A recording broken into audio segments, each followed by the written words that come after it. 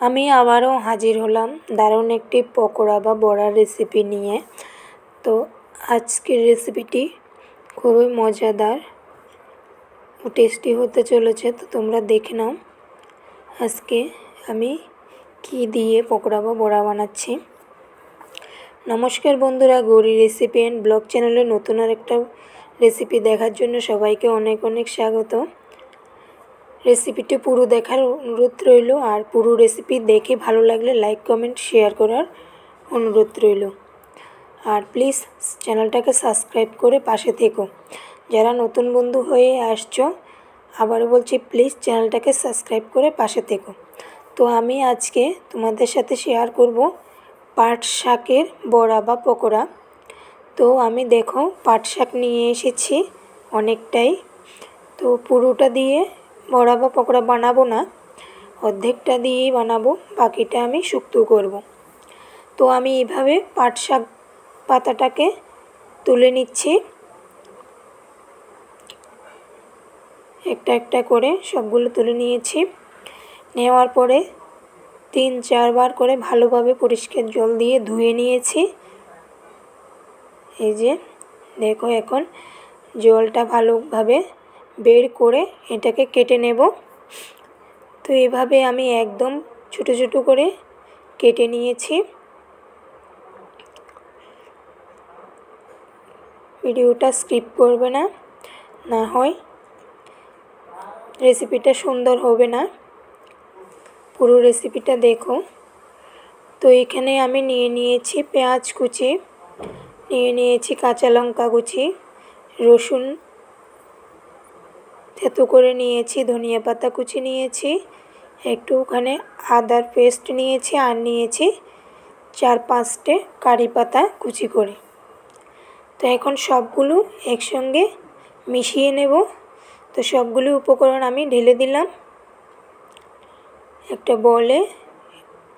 এখন নিয়ে নিলাম কালো জিরে, আর নিয়ে নিলাম 2 চামচ পরিমাণ চালের গুঁড়ো। কালো জিরেটা দিলে খুব সুন্দর একটা গন্ধ বের হয়, আর ফ্লেভারটাও দারুণ আসে। তো এখন দিয়ে দিলাম নুন, হলুদ দিয়ে এখন সবগুলো উপকরণ একসঙ্গে মিশিয়ে নেব।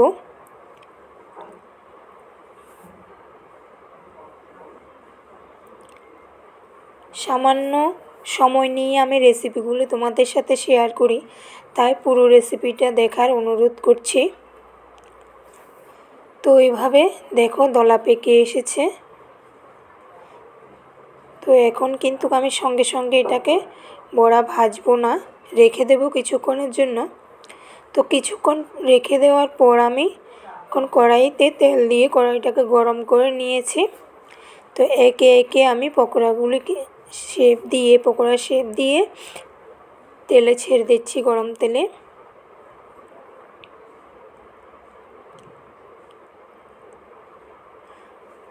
তো এইভাবে আমি সবগুলো দিয়ে দিলাম, যতটা পরিমাণে হয় অতটাই দিয়ে দিয়েছি।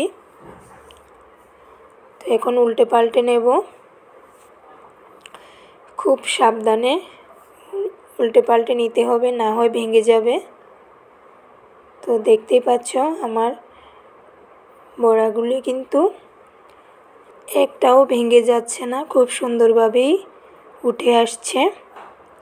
তো আমি ঠিক যেভাবে বানালাম এইভাবেই করার চেষ্টা করবে, দেখবে একদমই ভাঙবে না, খুব সুন্দর মুচমুচে হবে। অবশ্যই কিন্তু বন্ধুরা চালের গুঁড়োটা ব্যবহার করতে হবে, ময়দা বা আটা দিলে কিন্তু এটা মুচমুচে হবে না। তো আমার প্রথম রাউন্ডটা কমপ্লিট হয়ে গেছে ভাজা, নামিয়ে নিচ্ছি। খুব সুন্দর একটা কালার এসেছে। তো এখন দ্বিতীয় রাউন্ডের কয়েকটা বাকি আছে, ওইগুলো ভেজে নেব। তো সবগুলোই আমার এভাবে ভাজা হয়ে গেছে। তো আমার আজকের রেসিপিটি তোমাদের কেমন লেগেছে অবশ্যই কমেন্টে জানাবে। আর দেখো খুব সুন্দর মুচমুচে হয়েছে। তো প্লিজ চ্যানেলটাকে সাবস্ক্রাইব করে পাশে থেকো। আজ এই পর্যন্ত, টাটা সবাইকে।